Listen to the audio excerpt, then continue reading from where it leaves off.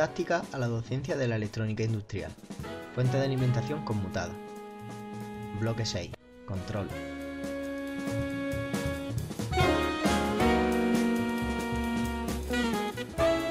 Este bloque lo hemos dividido en dos partes.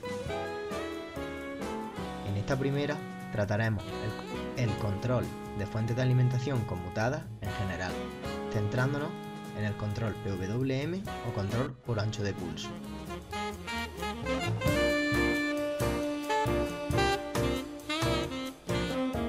Intentaremos cumplir los siguientes objetivos: saber por qué es necesaria la parte de control en una fuente de alimentación, conocer los distintos modos de control PWM, como son modo tensión y modo corriente, intentar acercar al alumno al concepto de control, así como concluir el estudio de la fuente de alimentación, cerrando este campo de estudio.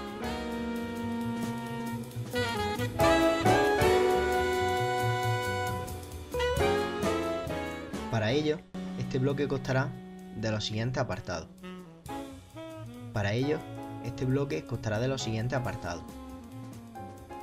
Una introducción al control de fuentes de alimentación, repaso de los dos tipos más importantes de control PWM, modo voltaje y modo intensidad, principales características a tener en cuenta a la hora de enfrentarse al control, como son estabilidad, margen de fase y margen de ganancia, y por último, respuesta en frecuencia.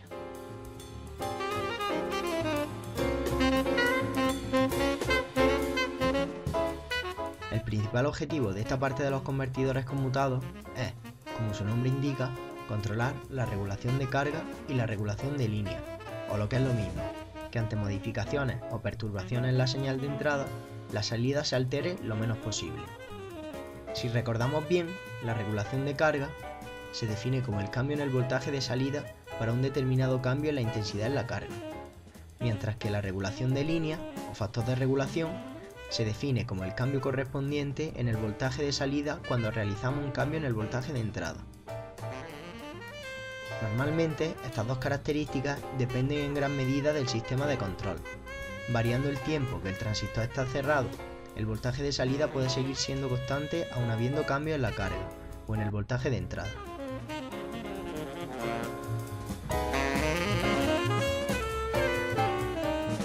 PWM o modulación por ancho de pulso es el modelo más utilizado para el control de convertidores conmutados. La variedad de circuitos integrados que existen en el mercado favorecen su uso. La estabilidad de los convertidores depende tanto de la topología como de la red de alimentación, que incluye la parte de control, evidentemente. En este bloque estudiaremos la técnica PWM, así como los sistemas de realimentación en convertidores conmutados.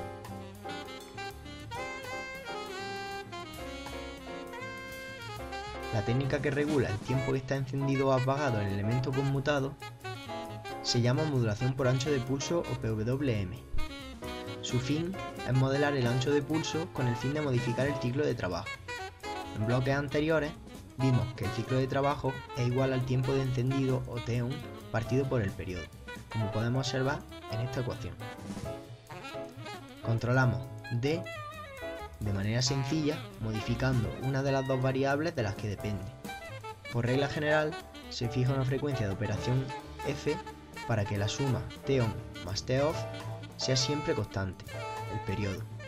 Variando tan solo un parámetro, resultan más sencillos los cálculos.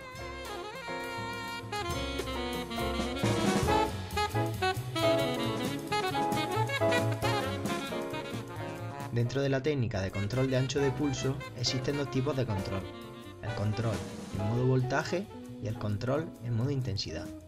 En el modo voltaje se utiliza tan solo el voltaje de salida, mientras que en el modo de control de intensidad se utiliza el voltaje de salida en la carga y la intensidad que circula por la bobina, de tal forma que este segundo modo de control es más complejo en cuanto a diseño. Aún así, ya existen circuitos integrados preparados para controlar de esta forma la fuente de alimentación conmutada. Explicaremos a continuación cada uno de ellos. Modo voltaje. A grandes rasgos, este modo de control toma como realimentación el voltaje en la carga.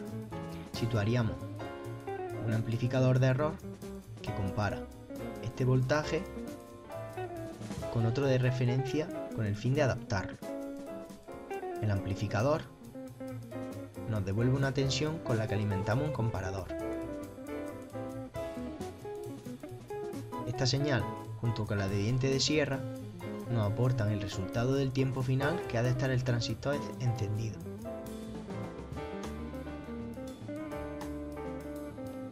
El amplificador de error reduce de escala la tensión de salida.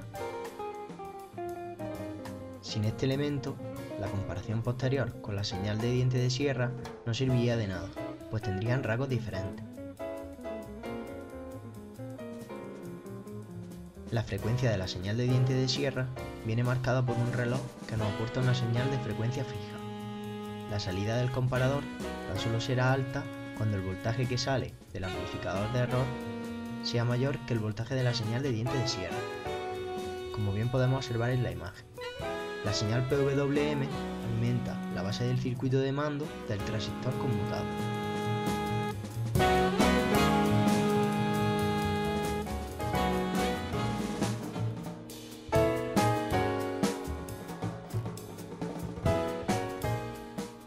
Modo intensidad. Modo intensidad. En este modo de control, el ciclo de trabajo del elemento que ejerce como interruptor viene dado por el tiempo que tarda la intensidad del lazo de corriente en superar el valor de tensión adaptada que nos devuelve el amplificador de error. El transistor funciona como interruptor apagándose cuando la corriente supera el nivel de la señal de control. Los fallos debido a sobrecorrientes se pueden prevenir de manera sencilla, limitando el valor máximo de la señal de control. Esta es una ventaja muy importante. En cuanto a funcionamiento general, es muy parecido al control modo tensión. Lo único que varía es que el comparador toma la intensidad del lazo de corriente en vez de la señal de diente de sierra, y que la señal de reloj sincroniza después del comparador.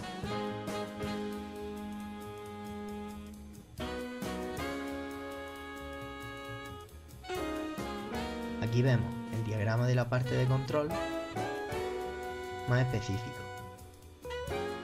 junto con las señales ampliadas.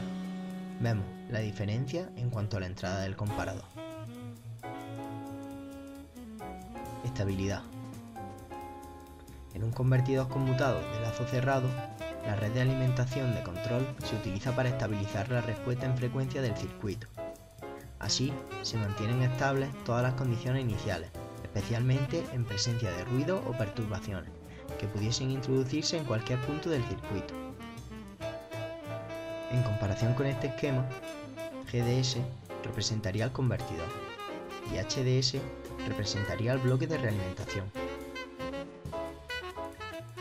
La función de transferencia de este sistema en lazo cerrado sería GDS partido por 1 más GDS por HDS, como vemos en la ecuación. Dependiendo de qué valor tenga el denominador, habrá oscilación, realimentación negativa o realimentación positiva, siendo igual a 0, mayor que 1 o menor que 1 respectivamente. El lazo de realimentación ha de ser capaz de compensar el retraso de fase que incluye la señal de realimentación no tratada. Para ello, definimos los siguientes parámetros: margen de ganancia y margen de fase.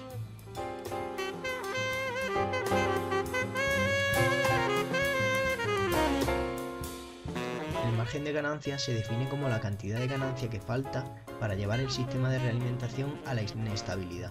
En otras palabras, el margen de ganancia se define como la cantidad de ganancia que falta para llevar el sistema de realimentación a la inestabilidad. En otras palabras, cuando la fase atraviesa la línea de menos 180 grados,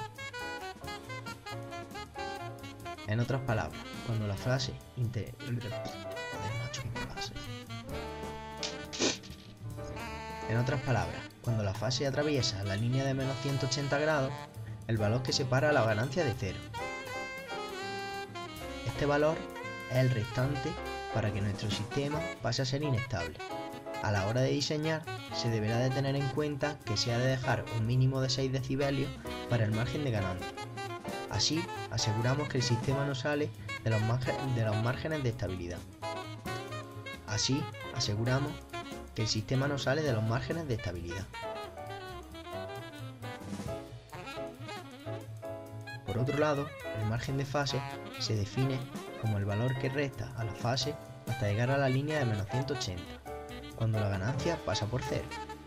A la hora de diseñar, se deberá de tener en cuenta que se ha de dejar un mínimo de 45 grados al margen de fase, para garantizar con toda seguridad que nuestro sistema estará dentro de los márgenes de estabilidad, intentando que esté lo más cerca posible de estos 45 grados.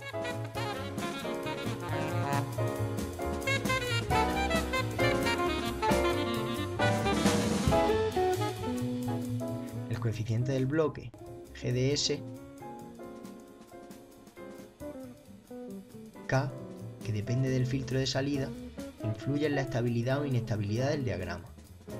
Como ejemplo, veremos cómo subiendo este coeficiente podemos desplazar el sistema hasta hacerlo inestable.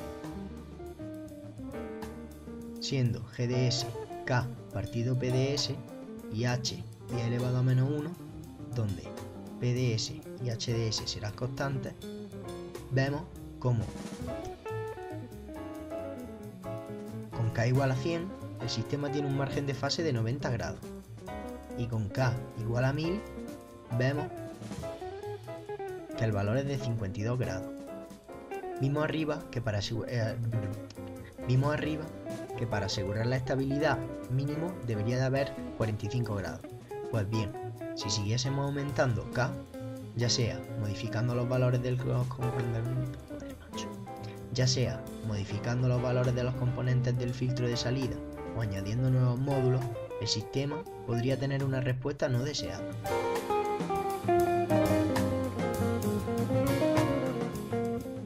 Respuesta en frecuencia del filtro de salida.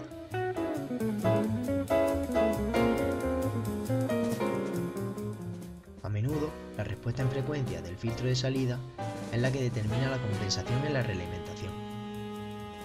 El filtro de salida es un filtro paso bajo de segundo orden. La función de transferencia de este filtro se puede obtener transformando los componentes reactivos en sus respectivos parámetros en el dominio S, como sería L0 es igual a S por L0, CO es igual a 1 partido SCO, RO es igual a RO, VS sería VS ds y VO sería VO ds. Así, la función de transferencia del filtro de salida es entonces VO partido VS, el paralelo de la resistencia y el condensador, y a su vez este paralelo en serie con la bobina, que operando nos quedaría como vemos abajo.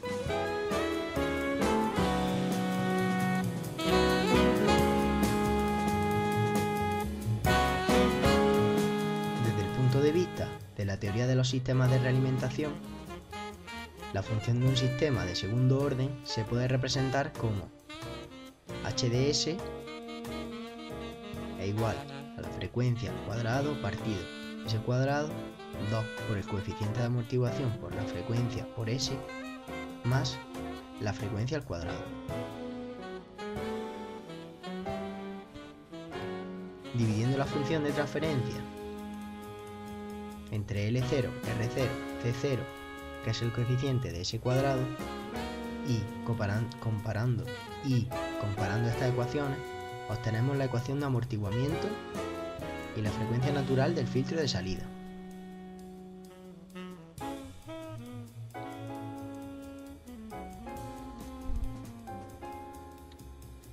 Dependiendo del valor del coeficiente de amortiguamiento, la señal puede ser subamortiguada cuando es menor que 1, críticamente amortiguada cuando es igual a 1 y sobreamortiguada cuando es mayor que 1. Cuando resulta subamortiguada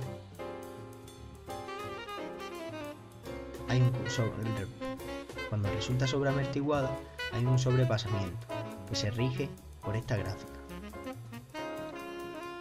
Cuanto más cercano a cero, mayor es el pico, así que habrá que tenerlo presente.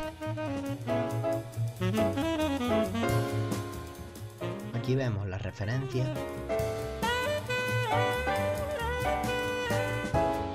y la licencia de la imagen.